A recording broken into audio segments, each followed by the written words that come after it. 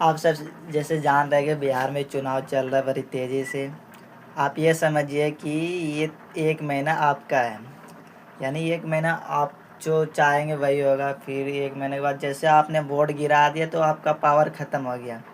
यानी आप सिर्फ़ रिज़ल्ट ही का वेट कर सकते हैं, यानी आपका पावर ख़त्म है, आप कुछ नहीं कर सकते। यानी जैसे कि आपके घर में नेता आ रहा है, वो नेता आ नहीं रहा है, वो मजबूरी में आ रहा है। जैसे आपका वोट गिर गया तो समझिए आप उसके घर में फिर जाओगे, 5 साल भटकते रहोगे फिर। यानी आप सोच समझ के आप किसी को भी वोट दो, लेकिन पूरा सोच समझ के दीजिएगा, क्योंकि आपका एक वोट आपके बच्चे का भविष्य निर्धारित करेगा कि आपका बच्चे या तो परदेश जाएंगे कमाने के लिए या फिर पढ़ाई करेंगे।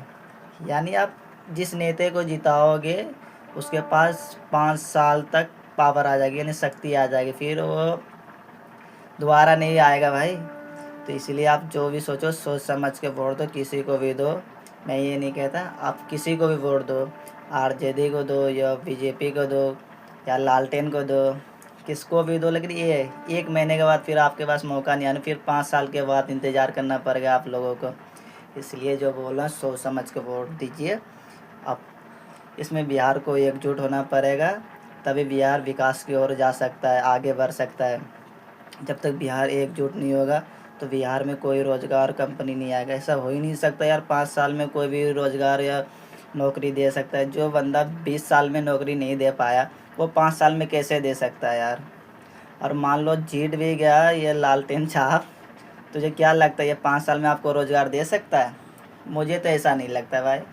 बाकी आप सबका मर्ज़ी, इसलिए कह रहा हूँ सोच समझ के दीजिए। ऐसा ना हो कि आपका बेटा परदेश जाए कमाने के लिए और जो जीते उसका बेटा, जो नेता का बेटा जीते फिर उसका जाए मतलब विदेश पढ़ने के लिए। यही बोलना चाहता हूँ कि आप सोच समझ के किसी को भी वोट दीजिए।